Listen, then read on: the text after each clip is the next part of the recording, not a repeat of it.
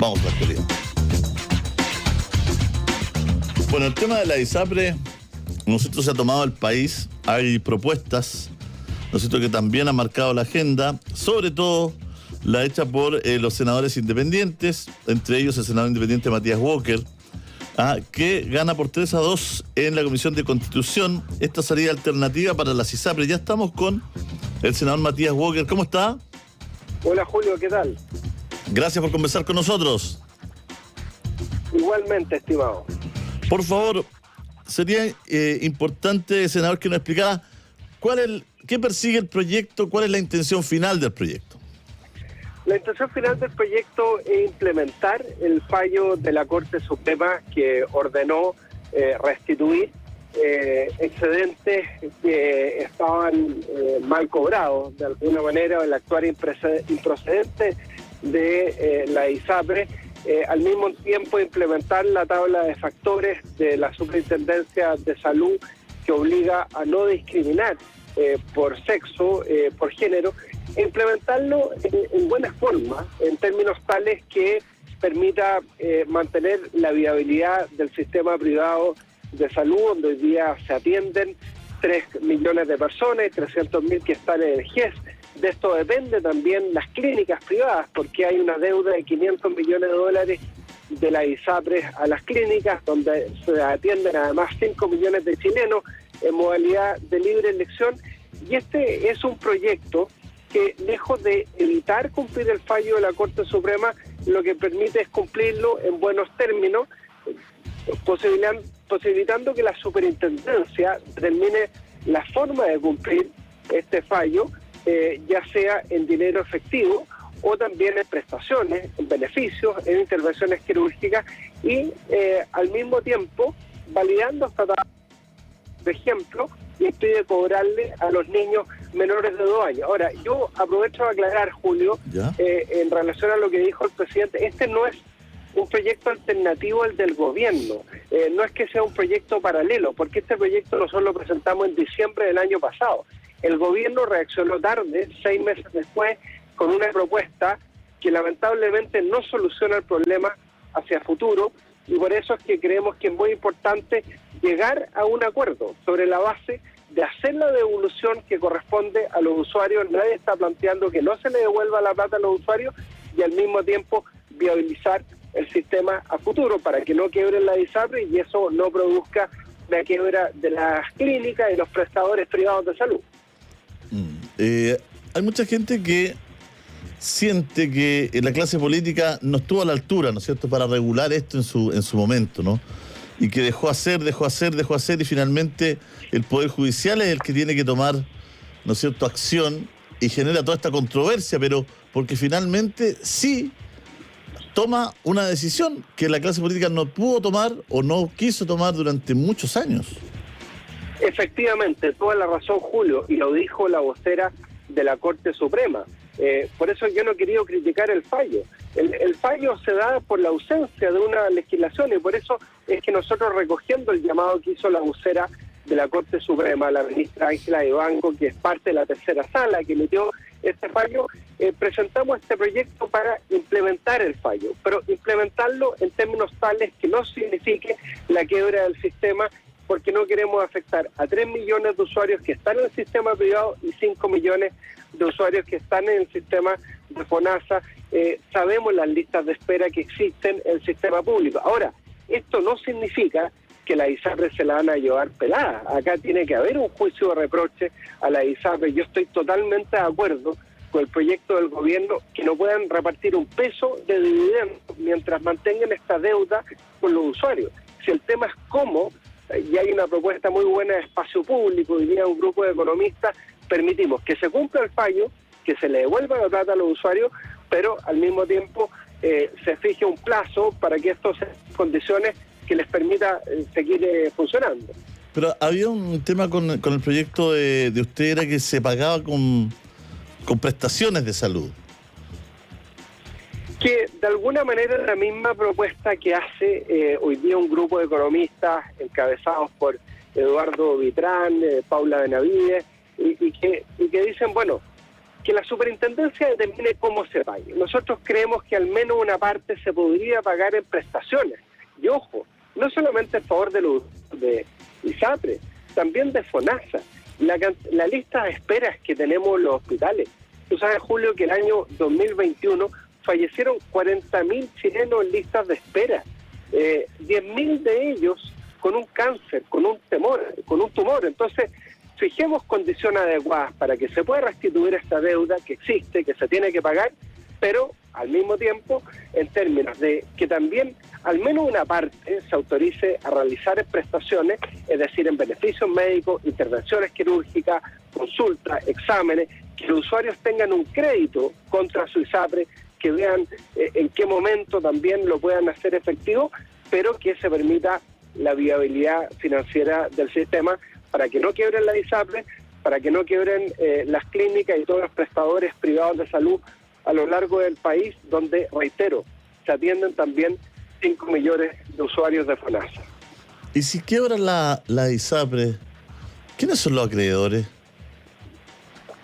Claro, ahí quedaría como acreedores primero los propios usuarios, ¿no? Que tendrían un crédito de 1.400 millones de dólares contra la ISAPRE, también las propias clínicas, ¿no es cierto?, que tendrían un crédito por 500 millones de dólares.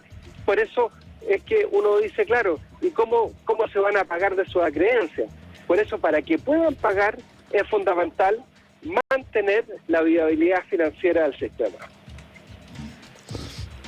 Y uno siempre piensa, ¿podrán quebrar realmente la ISAPRE o no? ¿Es quizá una amenaza, entre comillas un chantaje, o realmente usted cree que están en una situación difícil como para quebrar? Porque ha sido una industria que le ha ido bien en los últimos 30 años, ¿no? En estos últimos años ha tenido algunas complicaciones, pero es una industria donde siempre se ha hablado de jugosas utilidades, buenos retiros, buenos retornos. Sí, pero como tú dices bien, Julio, eso no ha ocurrido en los últimos años y ese es el problema, la situación de insolvencia. Lo decía Eduardo Engel y este grupo de economistas hoy día en este informe de Espacio Público. Tuvieron 280.000 millones de pesos de pérdidas durante los últimos 2 años, obviamente incentivado también por la pandemia. Yo sé que han reducido las pérdidas, pero siguen siendo pérdidas. Entonces, el problema es, esto es como el cuento Pedrito del Lobo, ¿no? Que no creemos que pueden quebrar la ISAPRE hasta que finalmente quiebra. Recordemos, Julio, lo que pasó con la quiebra de la ISAPRE Más Vida, me parece. ¿Te acuerdas que quedaron cautivos los usuarios de esa ISAPRE? No podían cambiarse de ISAPRE, no podían obtener reembolso de los bonos, de las prestaciones. Entonces, imagínate lo mismo que le puede ocurrir a todos. O sea, ya sabemos que una ISAPRE, como ocurrió con esta ISAPRE Más Vida, que decían incluso que era la ISAPRE de los médicos, ¿te acuerdas? Claro. Afectó a miles de usuarios y vivieron una verdadera pesadilla. Entonces, claramente el sistema no pasa porque quiebren la ISAPRE. Ahora, reitero, esto no significa que no se cumpla el fallo tiene que cumplirse, tiene que pagarse las deudas, principalmente con los usuarios, pero veamos una forma que les permita seguir viabilizando financieramente el sistema, y si parte de esas deudas se pagan en beneficios médicos, yo creo que hay que darle la facultad, no a la ISAPRE, a la superintendencia de poder permitirlo y regularlo. Hay una tercera alternativa, una tercera vía de algunos diputados que proponen convertir a los afiliados en accionistas de la ISAPRE, con lo que se les debe. Así es una propuesta muy buena, Julio, de la diputada Joana Pérez, que me parece muy interesante, porque permite que el usuario pueda capitalizar su crédito, transformarse en accionista de la ISAPRE o también tener un bono. Y ese bono también transarlo en el mercado secundario y hacer liquidez con ese bono. Es decir, que el usuario pueda elegir si le paga la ISAPRE en prestaciones, beneficios médicos o en plata. Eso me parece una alternativa desde el punto de vista financiero y el mercado de valores muy interesante. Bueno, la verdad es que son distintas alternativas que se están barajando. ¿Usted siente que las ISAPRES tienen algún tipo de reflexión, de tiene una autocrítica a su gestión, porque yo he leído harto, he tratado de leer mucho y no veo que se hagan una autocrítica, no veo que... porque ellos actuaron 10 años prácticamente al margen de la ley, recibiendo y recibiendo fallos en contra, que preferían pagarlos en vez de cambiar su acción, digamos, su accionar, su actitud. Absolutamente, estoy totalmente de acuerdo contigo, Julio. Yo creo que el actuar de la ISAPRE históricamente ha sido reprochable. Efectivamente, ellos prefirieron judicializar los conflictos con sus pacientes, digamos, y en vez de proponer fórmulas para, en definitiva, viabilizar el sistema. Discriminaron por género, discriminaron por sexo, discriminaron a las mujeres durante mucho tiempo. Ahora, yo me pregunto, ¿es la solución terminar con la ISAPRE de un día para otro? ¿Qué pasa con los 300.000 usuarios de ISAPRE que tienen una enfermedad catastrófica o que están cautivos por sus preexistencias? No los van a acoger en ninguna compañía de seguro. Entonces, necesitamos ver una solución responsable, viable financieramente, que no signifique que se la lleven pelada. Obviamente no pueden repartir un peso de dividendos mientras mantengan un peso de deuda con los usuarios, con el sistema, con las clínicas. Eso es fundamental. Pero lo que tenemos que evitar es el efecto cascada, que quiebren la ISAPRE y que quiebren el sistema de prestadores privados de salud y las clínicas a lo largo de todo el país, donde también se atienden usuarios de FONASA en modalidad de libre elección. No sé si esta es una reflexión ya casi más emocional que política, pero ¿en qué indefección viven en este país los ciudadanos, no? Hay un grado de abuso gigantesco que, aunque hayan fallos, aunque la Corte diga que no se puede factorizar a las mujeres, aunque la sociedad piense que eso no está correcto, aunque la política, porque si uno entrevistaba a la clase política en esa época decía que eso no estaba correcto, que había que cambiarlo, igual lo siguen haciendo por tanto tiempo. ¿Cómo la vulneración de la gente, de las personas, es increíble, ¿no? No entiendo la lógica de ese tipo de industria, ¿no?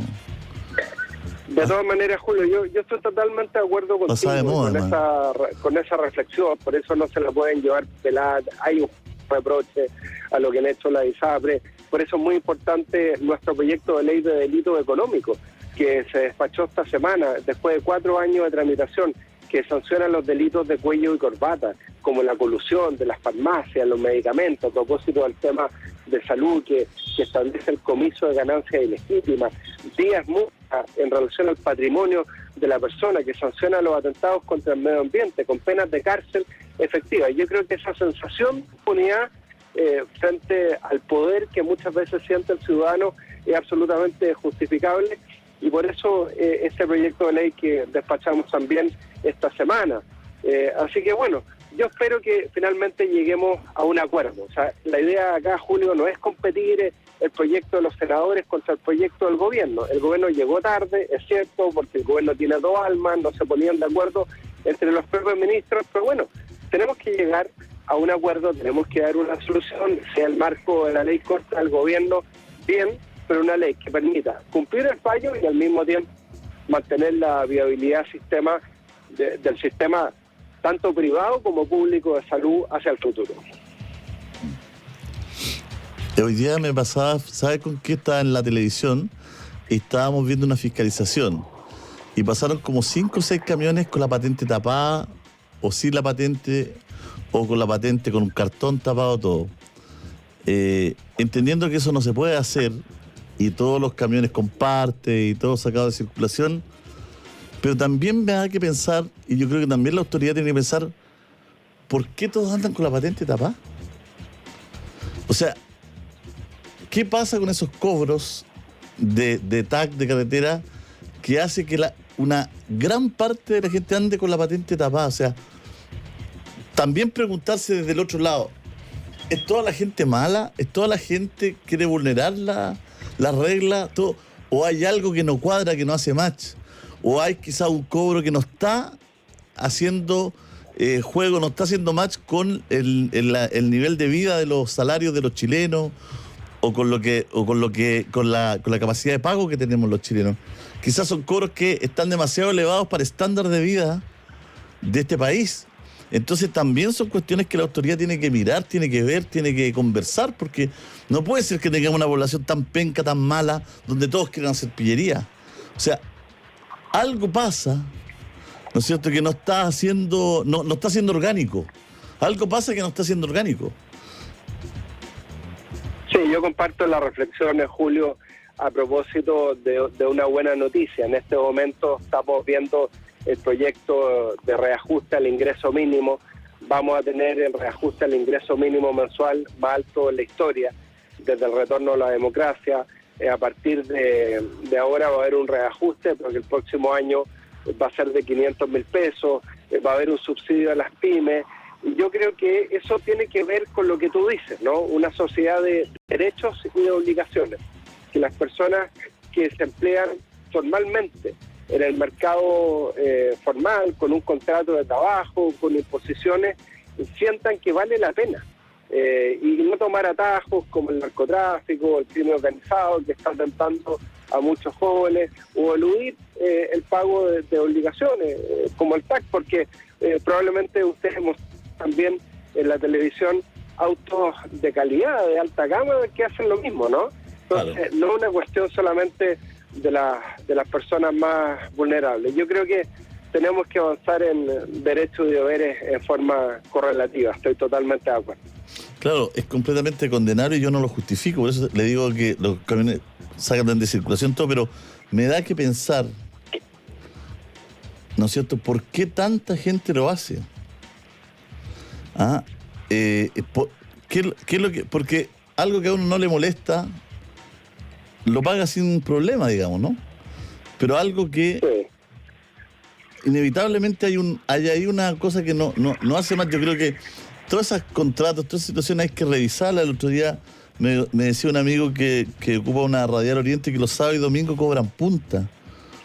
Entonces es rarísimo que hay situaciones que son escandalosas, y que esta situación escandalosa de la ISAPRES por 10 años, ¿no es cierto?, aproximadamente, también a veces hay situaciones escandalosas como la de los partes, que eran estas cosas que se han ido solucionando, ¿no?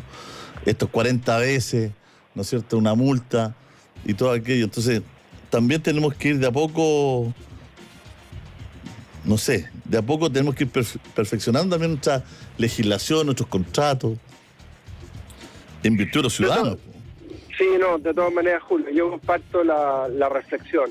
Hoy día en Chile hay abusos de posesiones monopólicas de parte de muchas empresas y bueno, es una cuestión que, como te digo, estamos legislando, llegando incluso al límite de establecer sanciones penales, cárcel efectiva a delitos como la colusión, la estafa. Este proyecto establece que aún cuando una persona sea dueño de una empresa y cometa un delito como la colación, la estafa, un delito de corrupción, bueno, aunque tenga irreprochable conducta, va a ir a la cárcel y se le va a poder quitar su patrimonio, no solamente a él, a su heredero. O sea, estamos aplicando los estándares más altos del mundo en esta materia. Yo celebro que este proyecto que nosotros incluso presentamos antes del estallido social, que sanciona penalmente los delitos de cuello y corbata, se haya aprobado finalmente incluso por unanimidad en último trámite, porque eso habla de conciencia de que a los poderosos no les puede salir gratis finalmente estos delitos que además afectan a las familias más vulnerables y a la clase media.